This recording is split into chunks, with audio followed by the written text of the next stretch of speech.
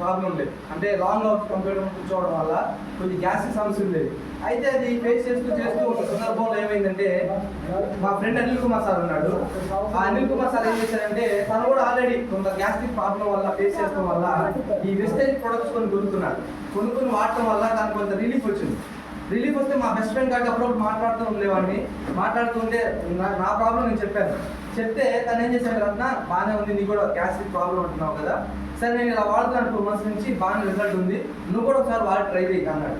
నేనేమన్నానంటే, ఇలాంటి చాలా చూసాము, మస్తు చూసాము, ఎందుకులే వర్కౌట్ అవ్వలేదు మొలా అనిల్ సార్ అని చెప్పేస్తే, లేదు 2 నెలలు నాకు చెప్పాడు, నేను వెళ్ళలేదు. సరే ఎన్నో ట్రై చేస్తున్నావు, ఒకసారి ఎందుకు వాడి చూడకూడదు అని చెప్పేసి ఒకసారి ఆ ప్రోడక్ట్ ఏది కనుక్కొని నేను వాడాను. ఒక 1 month వాడిన తర్వాత మంచి బెస్ట్ రిజల్ట్ వచ్చింది. రిజల్ట్ వచ్చిన తర్వాత సరే అలాగే మన ఫ్రెండ్ మౌలాలి కూడా ఉన్నాడు, తను కూడా సేమ్ ప్రాబ్లం ఉంటే తన సజెస్ట్ చేయడం జరిగింది. సరే బాగానే అనిపించింది. తర్వాత ఇంకేమైనా ఇందులో ఏదైనా ఉందా అనుకుంటే, ఇందులో కొంత ఇన్కమ్ కూడా మనకు వచ్చే ఒక ప్లాన్ అనేది కనపడింది. అంటే ఈ రోజు మనం ఇంట్లో కావాల్సిన వస్తువులన్నీ కూడా, అంటే సబ్బు, సరుకు, పేస్ట్, కుకింగ్ ఆయిల్, ఇవన్నీ కూడా మనం నిద్రలేసిన కాడి నుంచి సాయంత్రం దాకా వాడాల్సింది. ఇవన్నీ వాడకుండా ఏ ఇల్లు కూడా లేదు.